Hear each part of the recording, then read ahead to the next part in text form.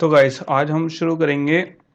मैंने स्टार्टिंग में जब आपको ये कोर्स शुरू करा तो मैंने आपको कई चीज़ें नहीं समझाई थी, जैसे सेट टैग्स हो गया, गेट टैग्स हो गया, या फिर आईडी कैसे वर्क करती है, या फिर कौन से रिसोर्सेज होते हैं, कैसे वर्क करते हैं एंड्रॉयड ऐप में, और कैसी कैसी चीज़ें फंक्शन करती हैं। मैंने आपसे कहा था अभी आप सिर्फ जो कॉन्सेप्ट्स मैं आपको सिखा रहा हूँ आप वो सीखो, और ये चीज़ें हम बाद में डिस्कस करेंगे। तो अब वो हम डिस्कस करेंगे वो चीज़ें जो हमारी थोड़ी सिंटेक्स में अब थोड़ी हमें फेमिलियर हो गए हैं कि कैसे कैसे वर्क कर रहे हैं, एटलीस्ट उनकी वर्किंग हमें थोड़ी अब फेमिलियर हो गए हैं। तो उसका पीछे का कॉन्सेप्ट भी देख लेते हैं, क्योंकि ये हमारी ऑब्जेक्ट ओरिएंटेड प्रोग्रामिंग का लास्ट चल रहा है।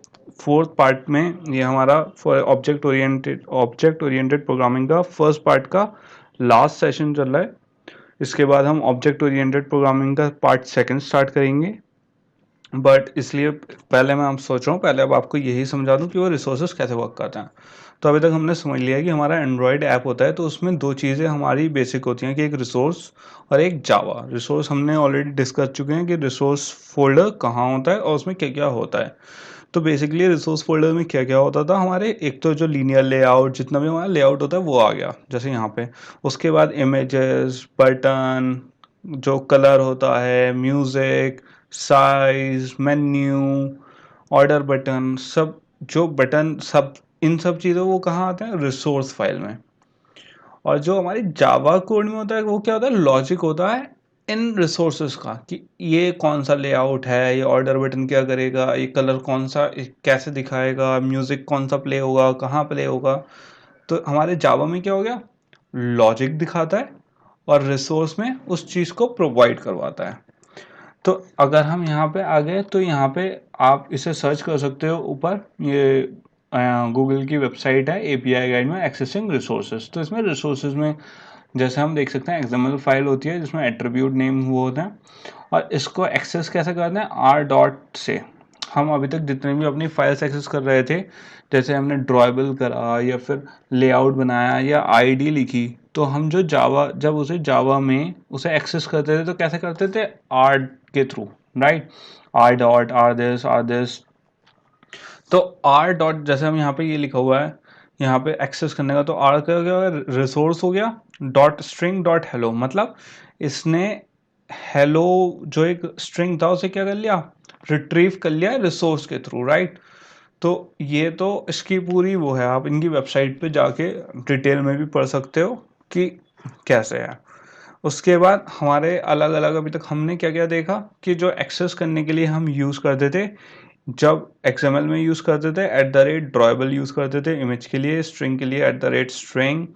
ये अभी हमारा आया नहीं है तो इसके लिए ऐसे यूज़ करते हैं। लेआउट एक्सएमएल फाइल के लिए @layout dot backslash activity main ID, आपको पता ही है ये हम डिस्कस कर चुके हैं, @id backslash price text view, और कलर के लिए @color red this and that. और यही जब हम जावा में यूज़ करते हैं तो कैसे यूज़ करते हैं, r.drawable.photo, जहाँ पे हम @drawable लिख देते थे डायरेक्ट एक्सएमएल में। जावा में कैसे एक्सेस करेंगे उस रिसोर्स फोटो को जो हमें डालना है, कैसे, r.drawable, r.string hello, r.layout.main activity, r.id. ये हम ऑलरेडी देख चुके हैं, आईडी का हम जावा में भी देख चुके हैं और एक्सएमएल फाइल में भी देख चुके हैं। तो ये तो एक लिस्ट हो गई कैसे कैसे रिसोर्स टाइप्स होते हैं, उसे कैसे कैसे एक्सेस करते हैं, both in Java and in XML, दोनों में, राइट। उसके बाद हम आते हैं कि एक्सएमएल और जावा में होता क्या है, कि दोनों कैसे कनेक्ट करते हैं।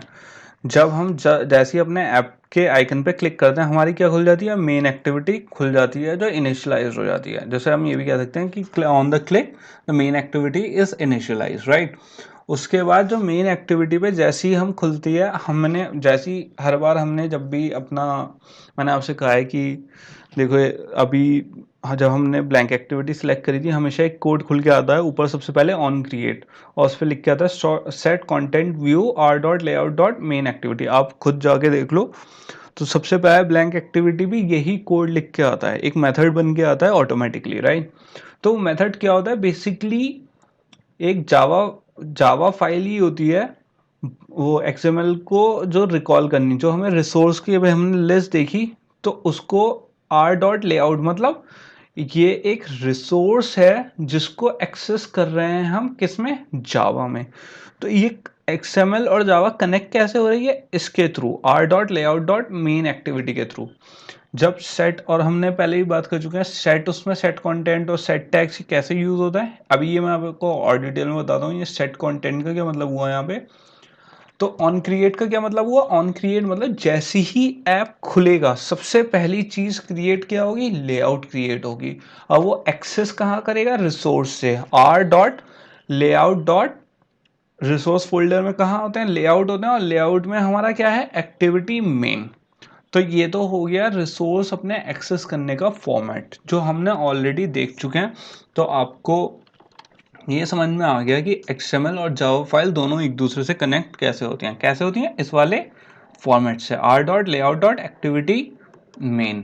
इसके बाद जैसे ही हम एक्टिविटी मेन से गए तो ये यहाँ से ये वाली लाइन रन होती है, ये कहाँ जाता है, XML लेआउट पे। यहाँ पे linear layout, text, linear layout, button, text view, button, ठीक है। अब जैसे हम यहाँ पे लीनियर लेआउट पे आए तो सबसे पहले लीनियर लेआउट पे आते ही कहाँ कहाँ रन हुआ, इसने देखा, इसने एक हायरार्की बिल्ड कर ली किसकी, ऑब्जेक्ट्स की। तो वो सबसे पहले क्या आया, लीनियर लेआउट। उसके बाद वो जब टेक्स्ट व्यू पे आया तो उसने एक हायरार्की और ऐड कर दिया ट्री में, एक क्लास ऐड कर दी, क्या, टेक्स्ट व्यू। फिर नीचे आए तो उसने लीनियर लेआउट पे ऐड कर दिया, तो क्या आ गया, लीनियर लेआउट। उसके बाद क्या ऐड हुआ, बटन, तो बटन दिखा दिया। उसके बाद तीन चीजें ऐसी आती गई और हायरार्की ऐड होती रही। तो ये तो होता है हमारे XML और जावा में जो कनेक्शन होता है। उसके बाद हम आ जाते हैं ऑब्जेक्ट पे, क्योंकि अभी तक हमने ये भी नहीं पढ़ा कि ऑब्जेक्ट्स क्या होते हैं और कैसे वर्क करते हैं। जो हमारा टेक्स्ट व्यू होता है वो क्या होता है, एक ऑब्जेक्ट होता है, क्लास होती है, एक ऑब्जेक्ट की तरह एक्ट करता है। तो उससे हम क्या करते हैं, एक स्टेट है, ठीक है। तो टेक्स्ट व्यू है, टेक्स्ट व्यू में हम दो चीजें स्टोर कर रहे हैं, टुडे क्या है, 18 डेट, तो उसे सेव कर लिया। तो इसमें हमने इस मेथड, टेक्स्ट व्यू में मेथड अभी तक हमने लगाए थे set tags, get tags, on draw. On draw वाला मेथड हमें दिखता नहीं है बट बैकग्राउंड में चलता है, ये ऑटोमेटिक फंक्शन होता है। जब हमने सेट टैग्स करा, सेट टैग्स का मतलब हुआ मेथड लगाया किस पे, ऑब्जेक्ट पे हमारे, जो क्या है, एक टेक्स्ट व्यू क्लास की। तो सेट टैक्स के अगर हमें डेट फिक्स करनी है, आज 20 है, तो सेट टैक्स से क्या हो गया, टुडे में जो हमारा टेक्स्ट व्यू है टुडे, उसमें डेट क्या सेट हो गई, 20 या 18। उसके बाद जब हमने गेट टैक्स करा तो वो जो 18 डेट हमने सेट करी है वो हमें ऑन ड्रॉ की हेल्प से दिख जाती है। तो जो ऑन ड्रॉ वाला मेथड है ये हमारा क्या रहता है, हिडन रहता है। जैसे हम और मेथड लिखते हैं अपने, जैसे ऑर्डर पे क्लिक करा तो हमें चीजें दिख गई, राइट, हमारे सारे मेथड, प्राइस दिख गया, कॉफी का, ये सब। तो सेट टैग्स, गेट टैग्स, ये भी क्या होता है, एक मेथड होते हैं, बट ये हम नहीं लिखते हैं, ये एंड्रॉयड में ऑलरेडी लिखे हुए हैं।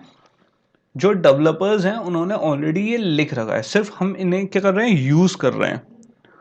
और हम ऐसा क्यों करते हैं, ताकि अगर हम ये भी लिखना शुरू कर दें तो आप सोच सकते हो कितना कॉम्प्लिकेटेड कोडिंग हो जाएगी, राइट। हम सेट टेक्स्ट की वजह से, हमारी ये मेथड ऑलरेडी प्री रिटन होने की वजह से हमारा काम बहुत इजी हो जाता है। इसके बाद जैसे इमेज मेथड आ गया, राइट, इमेज स्टेट आ गई कि हमने एक इमेज डाल दी। तो एक इमेज को अगर हमने सेट कर दिया और फिर सेट स्केल टाइप जैसे हमने करा था, फुल ब्लीड इमेज या क्रॉप हो जाए, तो ये सेंटर क्रॉप इसने लिख दिया है कि भैया पूरे जो सेंटर में है स्क्रीन क्रॉप होके आ जाए। और जो ये fish.jpg है, मतलब फाइल का फॉर्मेट, ये किस में सेव हो गई, इमेज व्यू में। और ये ऑन ड्रॉ फंक्शन क्या हुआ, सेट इमेज यूज हुआ इमेज सेट करने के लिए, और सेट स्केल टाइप सेट हुआ ताकि वो इमेज कितनी शो हो रही है उस पर, राइट। और ऑन ड्रॉ जो फंक्शन हमारा मेथड है वो ऑटोमेटिकली बिहाइंड द सीन्स चल रहा है, हमें दिख नहीं रहा है। ये भी एक फंक्शनैलिटी है जो यूज होती है, हमें लगता है ऐसे ही आ जाता है, नहीं, उसके लिए भी एक अलग से फंक्शन होता है। अब हमारा क्या होता है, इंस्टेंस क्या होता है, बेसिकली इंस्टेंस हम क्रिएट करते हैं यूजिंग कंस्ट्रक्टर्स। कंस्ट्रक्टर्स क्या होते हैं, ऑब्जेक्ट इंस्टेंसेस होते हैं। जैसे टेक्स्ट व्यू है, टेक्स्ट व्यू हम सीधा, हमने एक लेआउट बनाया, उसमें टेक्स्ट व्यू यूज कर लिया और हमने आराम से उस टेक्स्ट व्यू में चीजें डाल दी कि अरे चलो एक टेक्स्ट व्यू ये है, एक टेक्स्ट व्यू है, एक टेक्स्ट व्यू ये है। लेकिन वो टेक्स्ट व्यू आया कहाँ से, वो टेक्स्ट व्यू एक अपने आप में क्लास है। जैसे ये है टेक्स्ट व्यू क्लास, तो जो टेक्स्ट व्यू क्लास है तो वो ऑलरेडी प्री डिफाइंड है एंड्रॉयड की लाइब्रेरीज में। कि वो लिखा हुआ है कि टेक्स्ट व्यू की वर्किंग क्या है, कि टेक्स्ट व्यू में अगर कोई बंदा एक प्लान बना हुआ है बैकग्राउंड में, हम सिर्फ उसको क्या कर रहे हैं, यूज कर रहे हैं।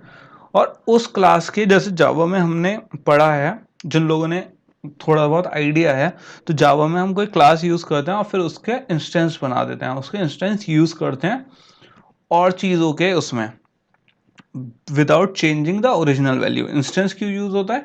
इंस्टेंस हम यूज करते हैं कि जो हमारी ओरिजिनल जो क्लास है, जो टेक्स्ट व्यू की ओरिजिनल प्रॉपर्टीज हैं वो चेंज नहीं होंगी, लेकिन जब हमने टेक्स्ट व्यू का, क्योंकि ऐसे ही अगर आप देखो, आप हर उसमें अलग अलग टेक्स्ट व्यू बनाते हो, किसी टेक्स्ट व्यू में ऑर्डर समरी दे दिया, किसी में कुछ, तो इसका मतलब क्या हो रहा है, हर बार जब आप टेक्स्ट व्यू चेंज कर रहे हो तो उसमें अलग अलग प्रॉपर्टीज दे रहे हो।